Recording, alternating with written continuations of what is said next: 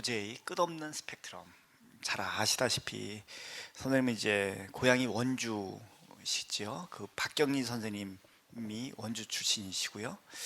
거기서 보면 원주통신이라는 작품에 보면 토지 룸살롱도 등장을 하고요. 실제로 있다고 들은 것 같은데 말씀을 듣고 싶고요. 또 최순덕 성령 충만기 책에 보시면 바바리맨과 성경에 대해서 집중 탐구를 하셨고, 또 제3부작이라고 해서 지금 2편이 완성된 걸로 알고 있습니다. 그 사과는 잘해요, 차남들의 세계사.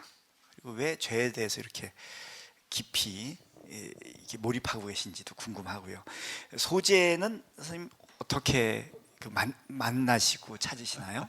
얼마 전에 토지문화재단에서 전화가 왔습니다. 저한테 거기 제가 보니까 그 박경리 선생님 따님이신 것 같아요. 그쪽 관장님이신데 해마다 토지문학제 같은 걸 해서 세미나도 하고 학술 대회도 하고 뭐 이렇게 백일장도 하고 하나 봅니다. 근데 이제 그 선생님이 박경리 선생님이 생전에 저를 한번 딱 보신 적은 있었는데 그냥 인사만 드린 적이 있었고요. 친분이 이렇게 있거나 안 했는데, 제가 뭔가 그 원주 출신이고 토지에 대해서 뭔가 소설을 썼다라는 얘기를 들었나 봐요, 그쪽 관장님이. 그래서 저한테 세미나에 와서 토지의 의미에 대해서 토론해 달라 그래서 제가 정중하게 거절을 했습니다. 저는 그런 사람은 아니고요 라고 얘기를 했고, 우리 동네 그 한옥집에 어떤 아저씨께서 룸사롱을, 토지 룸사롱 이렇게 해가지고 저가지고 제 그 소설을 한번 썼던 기억이 있습니다. 그러니까 예전엔 그냥 무심코 넘겼던 것들이 소설가가 되거나 작가가 되고 난 뒤에는 조금 다르게 보일 때들이 좀 있죠. 그리고 또 아까 말씀드린 뭐 그 제3부작 얘기도 좀 황당합니다. 제가 그 사과는 잘해요를 쓰고 났을 때 신문 기자하고 한번 인터뷰를 했어요. 그랬더니 왜 죄에 대해서 이렇게 뭐 어떻게 하냐. 그래서 죄에 대해서는 당연히 관심이 많다. 죄와 벌에 대해서. 그랬더니 그럼 이것도 계속 쓸 거냐. 그래서 그 작가라면 죄에 대해서나 뭐 이런 문제들에서 계속 관심을 가져야죠. 그랬더니 그분이 가서 죄 3부작을 쓸 것이다라고 쓴 거예요. 그리고 나 그런 마음이 전혀 없었는데, 그래가지고 그런데 이미 기사는 났고 그래가 그럼 3부작을 써야 되는구나라고 해가지고 그 다음부터 쓴 게 지금 천남들의 세계사가. 그랬더니 제가 또 가서 정정을 했거든요. 이번에 가가지고 이건 그 2부작이 아니에요. 그랬더니 가서 또 제 2부작 이번에 마지막 편이 기대된다 뭐 이렇게 썼어요. 그래가지고 또 영락 없이 한 편을 더 써야 되는 상황에 놓여져 있습니다. 근데 이게요, 뭐 모르겠습니다. 그 제가 어떤 특별하게 무언가를 막 이렇게 소재를 쫓아서 이렇게 막 다니는 사람은 아닙니다. 이제 여기 글을 쓰시겠다. 뭐 제가 보기엔 뭐 대부분 우린 다 글을 쓰면서 살고 있죠. 블로그나 뭐 하다못해 짧은 글이라도 다들 쓰고 사시는데요. 이런 것 같습니다. 어떤 친구들은요, 글을 쓸 때만 작가가 되는 친구들이 있습니다. 평상시에는 그냥 막 똑같이 일반인들하고 똑같이 살고 막 애들 학원을 보내가지고 막 저기 서울대를 보내야 할 텐데, 그러고 나와서 밤에 글을 써야지, 아이들의 교육 문제 이거 심각하다 뭐 이러면서 글을 쓰시는 분들이 있고요. 저기 가가지고 분양권을 어떻게든 저기 줄을 서서 해서 막 저걸 해야 할 텐데 막 그러고 와가지고 소유란 무엇인가 막 이렇게 쓰시는 분들도 있죠. 그러니까 이게 좀 이중적이죠. 이렇게 글을 쓸 때만 작가인 경우들이 꽤 많습니다. 저도 마찬가지일 경우들이 꽤 많죠. 저도 굉장히 모순적인 사람들이 많은데, 그럼에도 불구하고 누군가가 자꾸 소설가라고 불러주니까 그래도 그 정체성이나 그 의식으로 자꾸 세계를 바라보려고, 그리고 사람을 바라보려고 하는 노력들을 좀 기울입니다. 그러다 보면 자꾸 그런 것들이 보여요. 똑같이 보고 있는데 그런 것들만 보입니다. 그러니까 내가 지금 어디에다가 포커스를 맞추고 있느냐에 따라서 세계가 좀 달라 보이죠. 나 지금 제가 지금 작업실로 쓰고 있는 데가 그 나주라는 도시의 남평읍에 있는 그 드들강이라고 있습니다. 강 이름도 이쁘죠. 드들강입니다. 거기 드들강 주변에 아파트 하나가 이상하게 한 채가 그냥 덩그러니 서져 있는 아파트가 있습니다. 오래된 아파트인데 갔더니 너무너무 월세가 싼 거예요. 10평짜리, 12평짜리인데 그 들어갔습니다. 들어가서 그걸 하고 부동산 계약서를 월세방을 하려면 적어야 되잖아요. 그 등기부 등본을 뗐는데요. 그 아파트가 한 40여 가구가 되는데 2명이 그걸 다 갖고 있어요. 집주인이. 그분들은 다 그런 것만 지금 쫓아다니. 그게 알고 봤더니 그 부도났던 뭐 아파트였다나 봐요. 뭐 그래서 그것들 뭐 어떻게 자세한 건 모르는데 그 제가 지금 월세를 내고 있는 집주인은 아파트가 무지하게 많은 분이랍니다. 그분은 계속 그런 것만 하고 다녀요. 전국을 돌아다니면서 계속 그런 것만. 그분은 이렇게 같이 저하고 말 봐도 좀 보는 눈이 다른 거죠.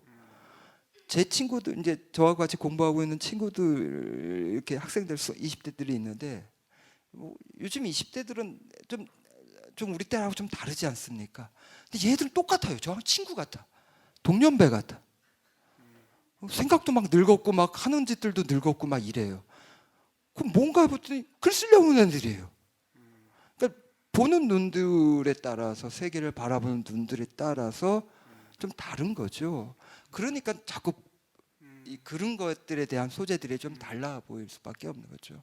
저는 그냥 그렇게 생각하고 있습니다. 제가 네. 뭘 특별하게 누군가를 찾아서 떠나거나 만나거나 네. 이런 것들은 아니고 네.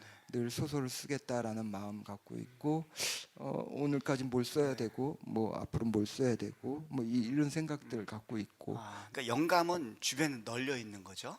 근데 그 영감을 바라보는 정확한 눈, 열려 있는 시선, 그걸 캐치해내야 되고요. 그러니까 선생님은 기억력도 좋으셔서 보니까 제가 몇 시간 동안 같이 있었는데 노트도 안 하셨어요 지금까지요. 모든 걸 다 기억을 하시는 것 같고요. 그리고 세상을 다르게 바라보는 거죠. 근데 그게 일반인들한테 평범한 사람들한테 그러라고 했을 때 쉬운 건 아닌 것 같고 그 동력이 뭘까요? 그게 이제 좀 오래 걸리는 것 같습니다. 제가 보기에는 그러니까 이게 문장만 잘 쓰는 것은 충분히 가능합니다.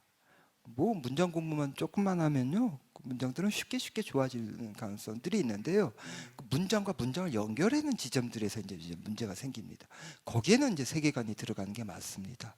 근데 그 세계관 같은 것들이나 이게 우리의 모든 글이라는 거나 혹은 그림 같은 것들은 재현할 수는 없는 거죠. 재현한다는 것들, 그러니까 말하자면 있는 걸 그대로 갖다가 그리는 것들은 어쩌면 그냥 가능할 수도 있는 지점일 수도 있죠. 그러니까 뭐 우리가 이제 그런 얘기 많이 했죠. 이발소 그림이다라고 해가지고 그냥 뭐 풍경들을 그대로 그린 것들. 그런 것들이 이제 재현한 그림들인데 사실은 문학이나 혹은 문장을 쓸 때는 온전히 모든 것들을 다 재현할 수는 없습니다. 그대로 옮길 수는 없는 거죠. 그럴 땐 뭐가 들어가냐면 그걸 가지고 이제 구현이라고 하거든요. 재현하지 말고 구현한다고 합니다. 자기의 의지와 자기의 세계관 같은 것들이 들어가는 거죠. 이 안으로는. 그러기 위해서는 그 이제 자기만의 시선 같은 것들이 필요한데 모르겠습니다. 저는 제가 글을 써보겠다고 해서 소설가가 되기까지 걸린 시간이 꽤 길어요. 뭐 딴짓 하나도 한 거 없고 뭐 술을 마신지도 않거든요. 저는 그렇게 뭐 이렇게 뭐 다른 짓을 그렇게 오래 한 것도 아닌데 그 수년이 걸렸습니다. 작가가 되기까지. 그리고 작가가 되고 나서도 오랫동안 수련 시간들이 걸렸고요. 근데 무엇일까라고 생각해 보면 역시 저를 이렇게 만들어준 것은 책이었는데 남들이 읽지 않는 책이었던 것 같아요. 남들이 잘 찾아보지 않는 책 같은 것들이 말하자면 저한테는 제가 세계를 다시 다르게 좀 보는 눈들을 키워주고 아 이렇게도 볼 수 있구나 저렇게도 볼 수 있구나라는 생각들을 갖게 해준 책들의 그 리스트들이 좀 있었습니다. 그 리스트들을 갖고 있는 사람들이 중요하죠. 선생님은 이제 번이라는 작품에서는 첫 데뷔작 랩으로만 다 쓰셨고요. 읽으신 분이 있겠지만 최순덕 성령 충만기는 거의 처음부터 끝까지 성경 방식으로 쓰셨고 또 김 박사는 누구인가 이건 또 보면 이제 Q&A 방식으로 쓰셨죠. 굉장히 이제 또 특히 이제 차남들의 세계사는 제가 또 너무너무 재밌어하는 부분이 예를 들어서 중간중간에 읽다 보면 재밌게 읽고 슬프게 읽다 보면 중간중간에 이렇게 한번 끊어주세요.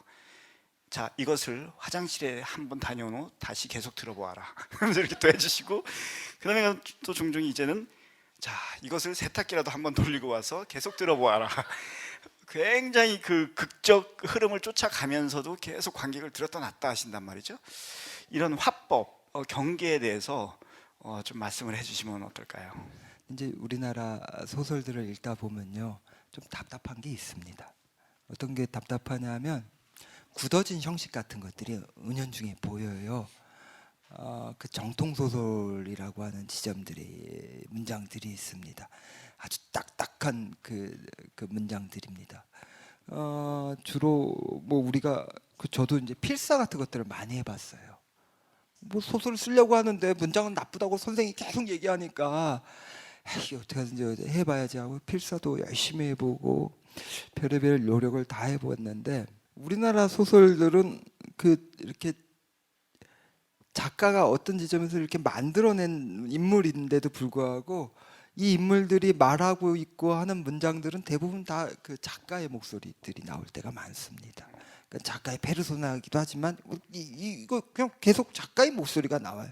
얘가 철공소 직원이든 뭐든 계속 그 작가의 목소리가 비춰질 때가 있었는데 저는 그게 좀 답답했습니다. 어느 지점에서는 좀 답답했고 그래서 이걸 어떻게 하든지 최대한 이 인물의 그 목소리로 어떻게 좀 내볼까 해다 보니까 문장 같은 것들을 조금 좀 변형되게 좀 해보자.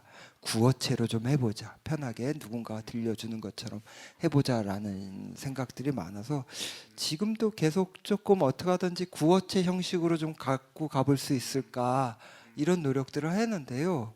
제가 이렇게 써놨더니 이제 저와 같이 공부하는 친구들이 우리 선생도 랩으로 썼네.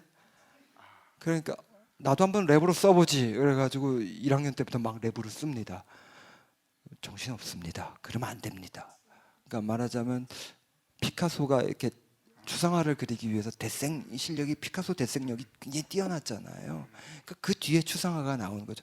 저도 다 그런 시기가 있었던 것 같아요. 그렇게 막 고생하면서 내 목소리가 어떤 걸까 막 이런 것들을 찾는 훈련들과 그 과정들을 좀 거쳤고요. 작가는요 역시 자기 목소리를 갖는 작가들이 굉장히 중요합니다. 그러니까 자기만의 문체 같은 것들이 중요하죠. 지금 우리에게 남아 있고 우리 곁에서 지금 글을 쓰고 있는 많은 좋은 작가들은 대부분 그 자기만의 문체와 자기만의 목소리, 문장들 이런 것들을 계속 고민하는 사람들이었던 것 같아요. 문장들에 이렇게 힘을 기울이다 보면 그래서 그 자기 목소리를 찾으면 거기에 맞는 이야기들이 딸려 나오는 경우들이 꽤 많습니다. 그러니까 한번 여러분들도 만약 글을 쓰시는 선생님들이 계시다면 좀 이런저런 실험들을 좀 한번 해보셨으면 좋겠어요. 이게 말도 안 되는데 뭐 혹은 이건 이야기거리가 안 될 텐데 혹은 이거는 다른 사람들이 보기에 좀 짜증난 문장일 텐데라는 것들에 대해서 용기를 내고 가시면 됩니다.